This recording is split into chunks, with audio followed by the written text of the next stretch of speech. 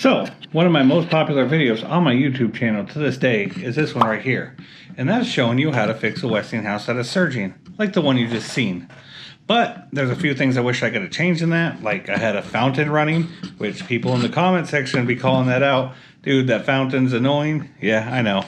And the thing of it is, though, is I just show you guys straight up. All you do is take this little cap holder here out, and then spray some carburetor cleaner inside this after you pull all that jet out. But a lot of people want to know how to get the carburetor off and a few other things about the carburetor here. And they say, hey, I just did it all and my engine's still surging, what's up? So I'm going to do a full breakdown on how to remove this carburetor and all the bells and whistles, how to take it off and look at it and clean it and inspect it, and other things that could cause a surging. We might use the ultrasonic cleaner. I do not know yet. But if you do need an ultrasonic cleaner, link in the description for a nice, small, cheap one like I have. Also, if you want to go all out, I'll put a nice, big-ass, bad one in there. All the tools I use, a brand new carburetor if you have this same style Westinghouse 420cc. Also, if you don't have a Westinghouse and you're watching this and you want to fix your generator, guess what? All modern generators are the same style with this air filter that's rectangular downwards. Take it off, 8 millimeters to take off the plastic bracket, two 10 millimeters here, a 10 millimeter down there, which I don't know why, stupidest thing in the world, then pull off the carburetor. So, if you have a generator at all, look, there's a Duramax right there, same style, bam. Older styles like that, piece of garbage in the back, not good. But that rectangle, see rectangle? See rectangle? This video is going to help you out, I promise you. Watch it. Share it with a friend that has a generator. Save money. Don't go to a mechanic. I'm the mechanic. Go to me. Let's get right into this. Very little tools here. 10 millimeter, 8 millimeter, needle nose pliers. Pop that off. Grab this little foam guy. Grab this little foam guy. See? 8, 8, 8, 8, 8, 8. This one has 6. I've seen up to 8 on there. I've seen up to 4 just in the corners. This one has 6. 2 in the corners, 2 in the corners, 2 in the middle. Pop that off. Reload that up there. Make sure your drill works. 8.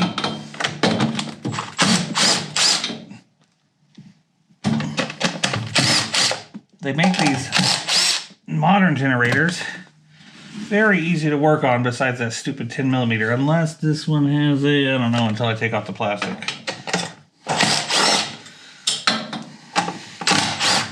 Let's see if I get this praise or hate. 6 nuts, don't lose them. They're not that important, but still don't lose them anyways.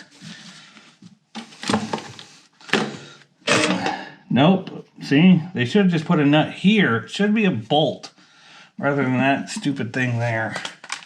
Reload that to 10.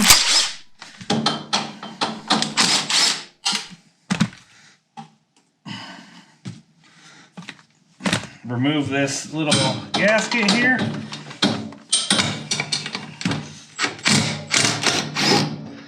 Sometimes because of this bar, that's a pain in the ass. Now, we're able to move this and lift that out of the way. We have a air line right here, vacuum line. Just get rid of that and just bend that out of the way. We'll bend it back up. Now see that? Right there, that crack. That little crack in your gasket can cause you to surge. Right there. That could suck too much air through here. But, and everybody says, oh, my gasket's fine, my gasket's fine. That little crack can be causing our whole problem. Now, carburetor's pretty easy to get out now. Pretty standard style Honda carburetor here. And I'm going to completely walk through this after I pull it off and drain the gas. Now, we are going to need a Phillips to get rid of the solenoid here, but because I want to take off the whole carburetor together, I'm going to take the solenoid with me. There's a little plastic clamp you could just pull out here. This one's not wanting to work with me. That's fine, not a big deal. Let me show you here. Plastic clamp. Broke that one, that's fine. I have 100 of them. Link in the description if you need them. So now, you gotta find where the solenoid, this anti-backfire solenoid is what it's called. You primarily see them on bigger engines that can still kind of run when you power it down a little bit and you don't want to hear that backfire. And it's just two spade car barrel connectors. You just gotta find where the barrels are to disattach them. And if you buy a new solenoid, link in the description. This one's gonna have tons of links. If you buy a new solenoid, 99% of the time they're gonna come with new wires. You don't have to, and they're just plug and play. Most of the time you just clip them out, clip them in. There we go, barrel connectors. And you see how they only go one way? That one goes in one way, that one goes in one way. There we go. Now we can remove the fuel line here. If you just want to replace the carburetor, link in the description. I'm gonna stop saying that for the rest of the video probably. Probably not, I'll probably keep saying it. Knowing my ass. There we go, up, up, up, up. Don't want no gas to drip. Fold that up, fold it up, here. Now this carburetor should come right off. Back gasket looks really good. You can see this green stuff on the carburetor. That's nasty. And looking at it, it looks like it might be a little clogged, a little dirty. I'm gonna go take this, drain all the gas out of it, put it on the table and show you how to take everything apart. All you need is a 10mm and a Phillips and probably a flathead screwdriver. Okay guys, this part, kind of important. When taking off your solenoid, make sure you watch this before you take off your solenoid. These look like Phillips, but I think they're technically called like JS1 bolts. I don't have a special screwdriver like that. And these are known to strip out god awful horrible. This I bought at Harbor Freight. It's like a flared tip. Anytime I use this, even with an impact, which you should be careful if you do this, you might strip these out, but I've never had one strip out when using one of these. With this thing, it gets in there pretty good and just undoes it. Just be careful when taking this off because it's been known to strip. Okay, let's take a peek at this solenoid here. Solenoid seems to be working fine. It's going in, going out. Now, unless something changes when it's actually on the machine, I don't know. But if this is ever broken, you can just snip this off and it's really not gonna hurt nothing. Now I did tell us that we're only gonna need a 10mm and a flathead and a Phillips, but we do need a 14 right there to get the bowl off. 14.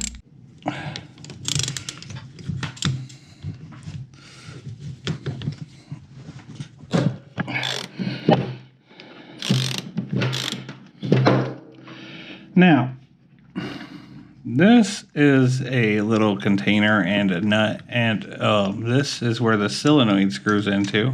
And what we can do is we're going to remove this O-ring here because I did decide that we are going to use the ultrasonic cleaner. So I do not want to put this O-ring into the cleaner because the heat will ruin that O-ring, which is a little tight anyways, is where the solenoid comes. So what happens is fuel will go through here, then go up into the main jet. But when the machine's off, this shoots up, not allowing any fuel to come into the carburetor whatsoever. So if your machine's just not starting, maybe your solenoid is just bad, not working. I will make sure this works before the end of the video. If you want to see it, timestamps down below if you just want to skip to how to check if one of these works or not. So with all that said and done, all we gotta do is just clap. Dry as a whistle. It's clean, it's clean. We want everything out of it because I will leave this gasket in. That's pretty embedded in there. It's not gonna hurt nothing in the cleaner. I'm thinking if I should take off this choke lever or not. I'm not using nothing too aggressive for plastics, so I think leaving this on there is not gonna hurt nothing.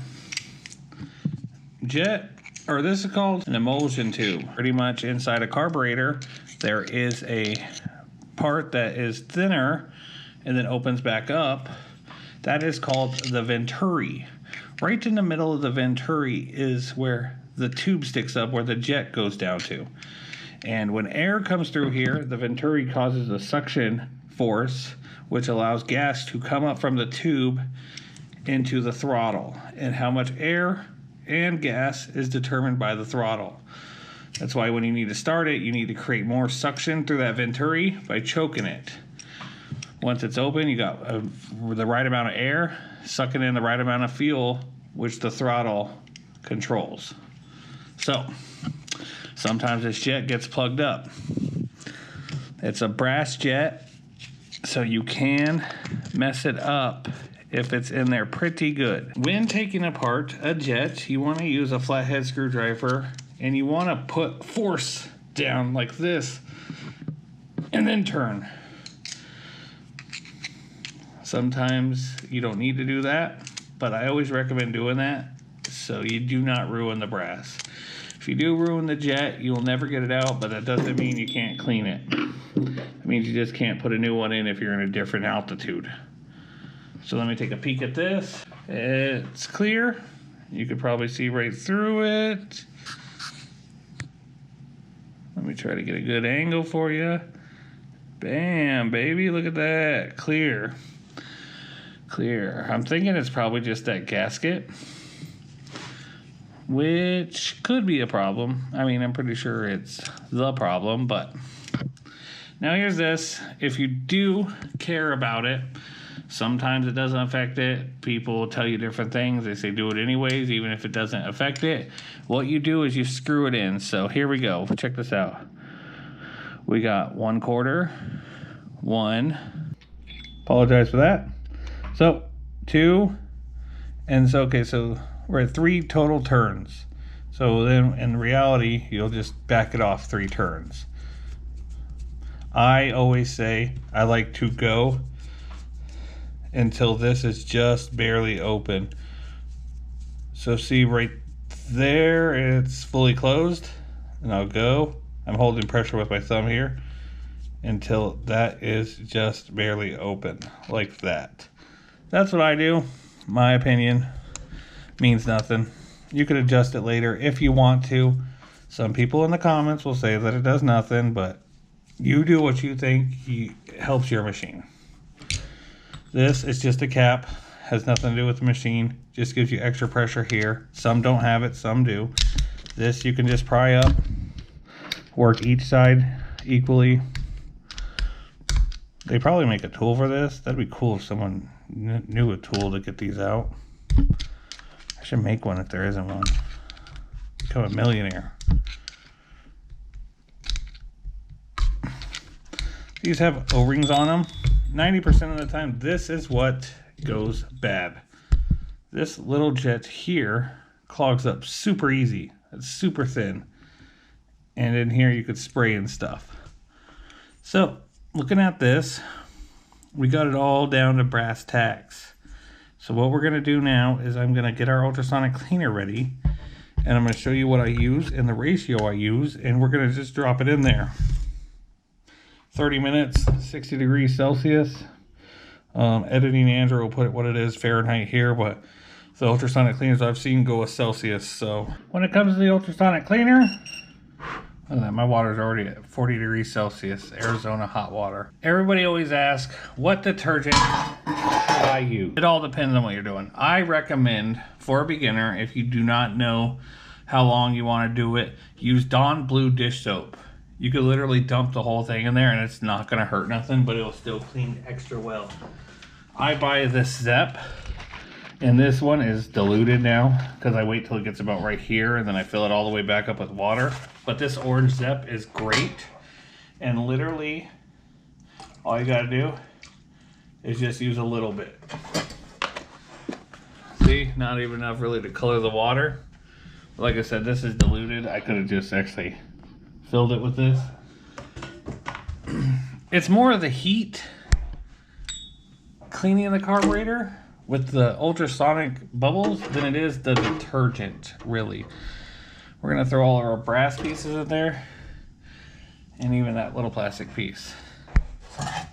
Then what you do is you temp this up to 60 and you push go, and this will actually heat up really fast when the time goes. 30 minutes, good time.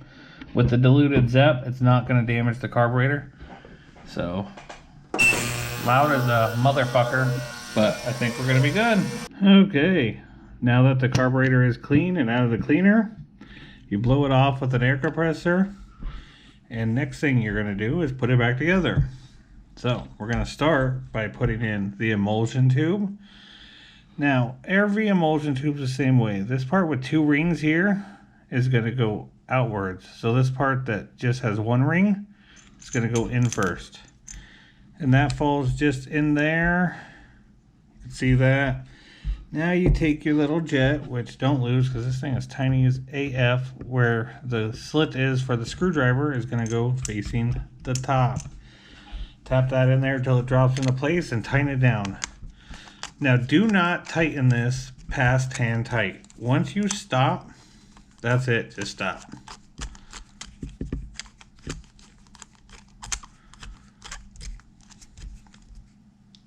And that's it. Now from there, we take our needle and our float, put it in, put our keeper in. Sometimes this keeper can only go one way on most carburetors. Well, this carburetor is not that way.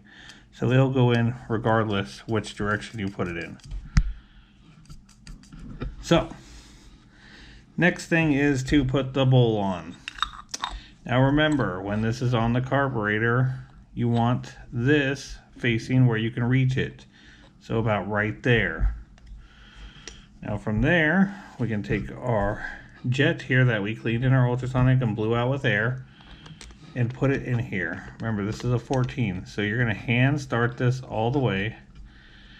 And you got to be careful because this is brass to aluminum. Both are very soft metals. Stripping these out will mean you have to buy a new carburetor altogether. So you just want just tight enough to stay on there. We're going to put this on very last, and it has this little O-ring, so don't forget that. But that's going to be very last because I'm going to show you guys like it working.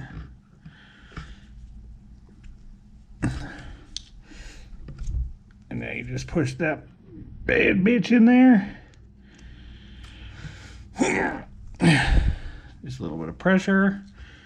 Then you can put in this keeper. Sometimes screwing in this keeper will also help push it down.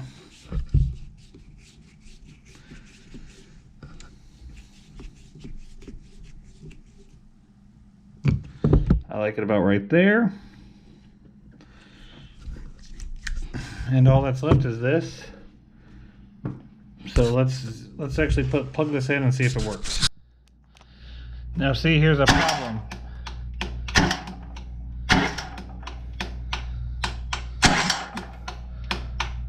That's not working. So I'm going to order a new one, but the customer relies on this. So for now, I'm going to lift it all the way up.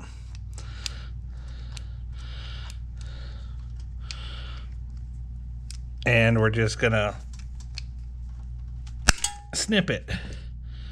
Now, you know what? It'll never backfire. If you need to do this, it's not working.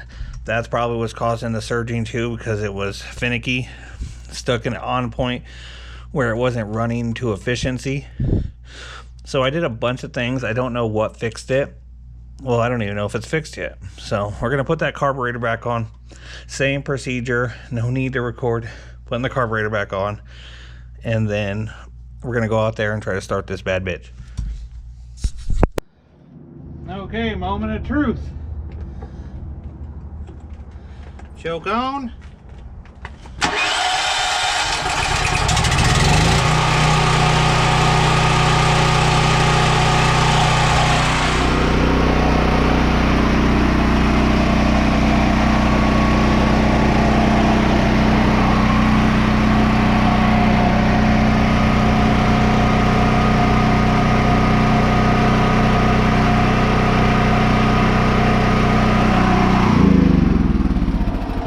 So, I hope this video answered a few questions from my most popular video. If you want to check out that video, you know the link's in the description. You know there's timestamps down below. If you have any questions, leave some comments. That video, I did get a lot of praise. I pretty much, if I would have just cleaned that pilot jet like I did on the last video, I would have had the same results, but I wanted to go a little more in depth and show people a few more things. It could have also been snipping off that solenoid. So what do you guys think? Let me know down below. And subscribe. You gotta click on my name or click down there in the corner, that little emblem down there. Right down there, yeah? Click that. Hit that subscribe button, helps out the channel. Super thanks if you want to. Join the membership.